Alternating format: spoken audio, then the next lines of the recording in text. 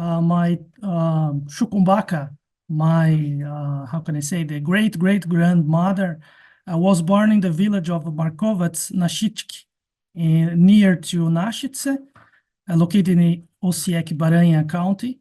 And they arrived in Brazil in 1896. They arrived in Brazil as a Austrian-Hungarian family, because in that time, Croatia was not named like that. They were under the Austrian-Hungarian Empire, and they went to the countryside of São Paulo state, as the majority of the Croatians. Her name was Ana Marco, and she got married with a lawyer here in Brazil, a very known lawyer. So she could have a good life, a good style of life. And later, when the lawyer was dead, she got married with a Spanish man here in Brazil, and he was not so good for her, and she lost everything, and my family got in a bad shape. In this time, in 1997, hundreds of Croatians came to Brazil. It was a time that they were experiencing political and economical problems there, and they went in a lot of ships to Brazil. I have some of these families' surnames, because here in Brazil, I work as a genealogist, so I can help today these descendants to discover their roots. Not so tight, because as they arrived a long time ago, it's very difficult to keep the roots, to keep the culture, for some reasons. Only to explain, Brazil is 50 times bigger than Croatia. So it's a huge place, as United States, for example, or Canada. So when they arrived here, they couldn't get together. So some families stayed in the countryside, 100, 200 kilometers of distance from other Croatian families.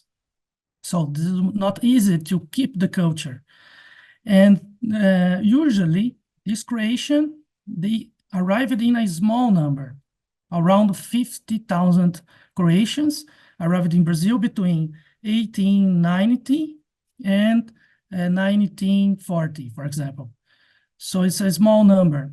If we consider this number, comparing to Italian, for example, we had 1.5 million Italians in Brazil. We have, for example, 1,300,000 Portuguese.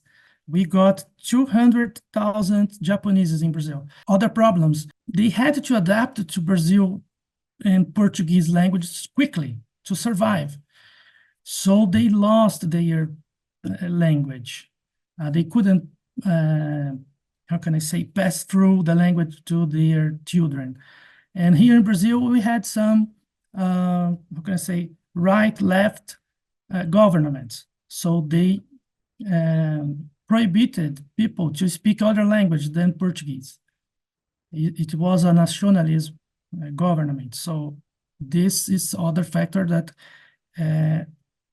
affected the families very strongly.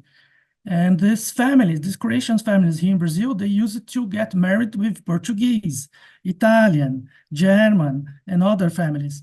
So as women here in Brazil lost their surnames and, how can I say, they had to adapt their culture to the husband culture, we lost a lot of culture here in Brazil. The families that arrived in Brazil that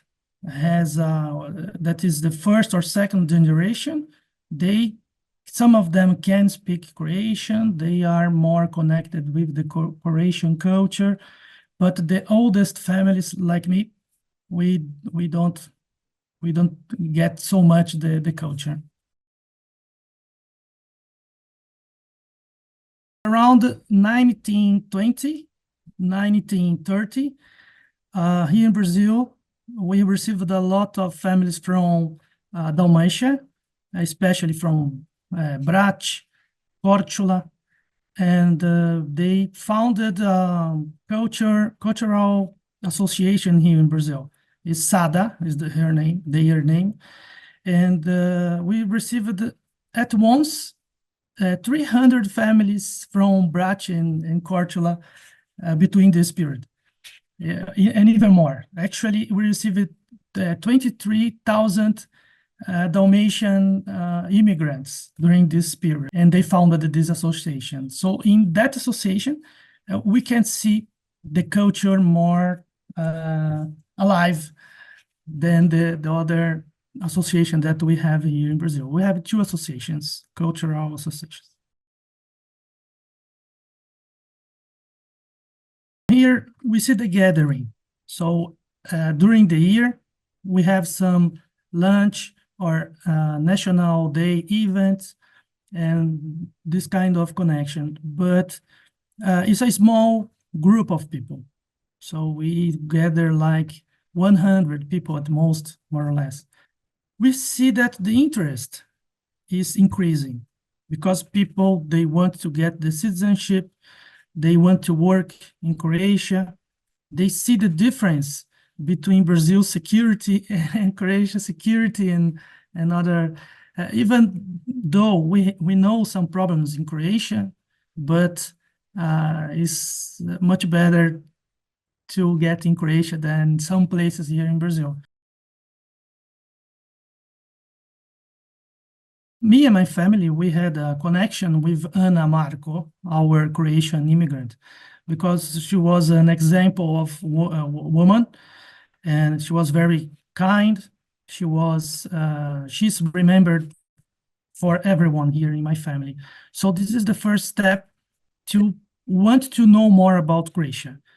Actually, I discovered that she was Croatian in 2015 because she went here in Brazil as Austrian, but because of the Austrian-Hungarian Empire. When I saw her photo, I have photos from 1912, very, very old photos from her. Something was telling me that she was not Austrian.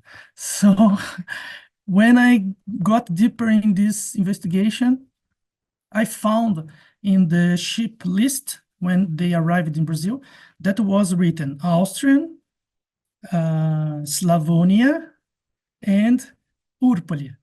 That is a small city in Croatia. In my case, it was like that. If you want me to talk about other families, depends a lot.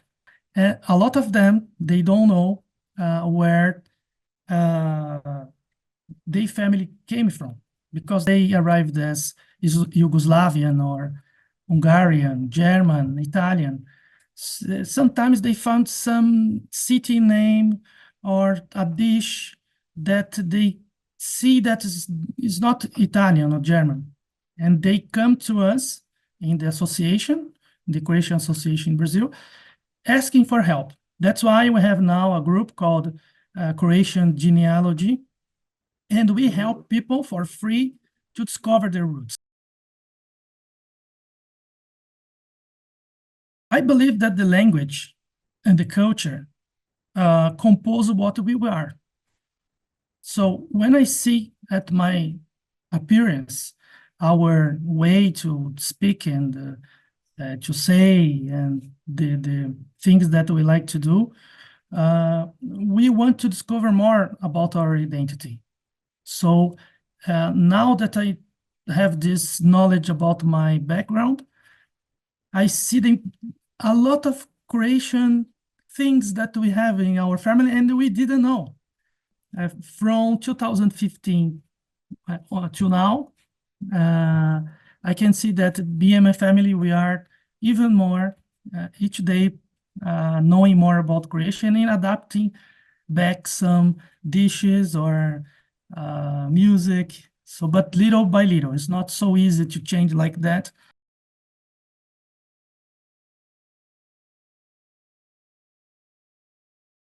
Yes, we have a lot of challenge when searching Croatian roots here in Brazil.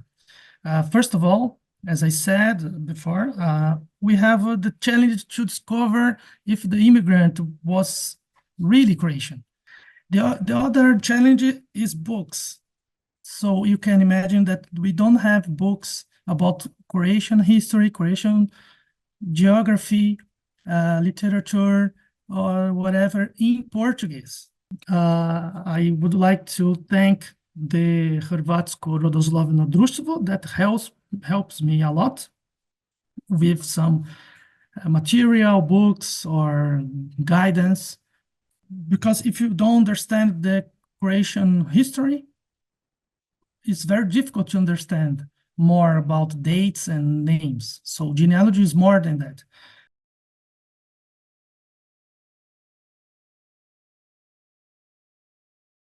In Croatia, we can talk to the Croatian Archive, National Archive. They do an excellent work. They give us guidance. Notary registers is a little bit difficult because they don't send the, for example, a birth certificate to Brazil. So people need to ask to the embassy. I would like to thank all the Croatian authorities. They are helping a lot. And they are making a huge difference for us and for families here in Brazil. But sometimes it's very difficult to find the registry of birth or marriage. For example, there is a village called Velimirovac that all evangelical books of birth, marriage, death, they are not in Croatia. Because during the Second World War, they got all the books and they went to Stuttgart in Germany. So a lot of families in the world, Brazil, Mexico, USA, Canada, Italy, Austria, Australia, and France, these descendants cannot get the citizenship because their grandfather, grandmother was born in 1920, 1940, and that was a terrible situation. So after one investigation, thanks God, I could find these books in German.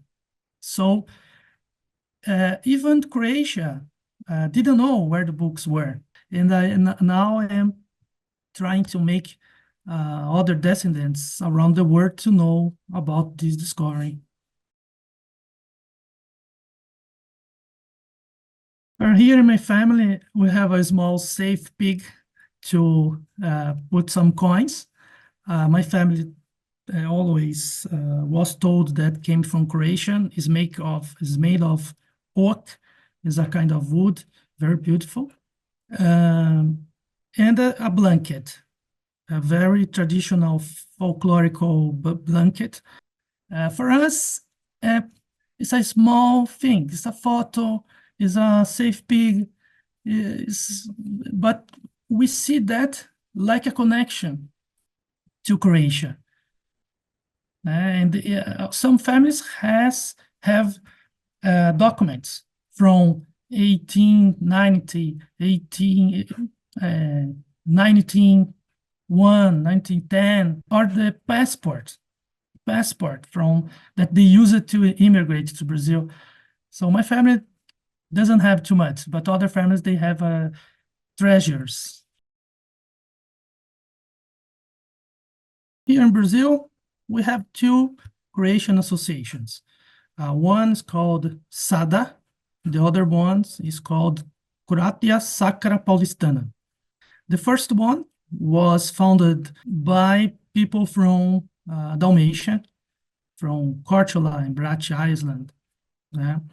And they arrived here in the beginning of the 20th century. And the other association, Croatia Sacra, was founded in 1950. And the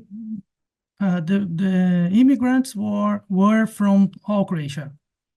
Only Sada is more, how can I say, we find people from Dalmatia. And even here in Brazil, they founded a neighbor So when they could gather here in São Paulo in a neighborhood called Belenzinho. So in Belenzinho, you can find a lot of families from Blato, Córtula. So it's very interesting. And they keep the culture. Internet is helping us to get connected and exchange information. Very important. But it's recent. We can say about 10 years, 15 years back. So that's our challenge here.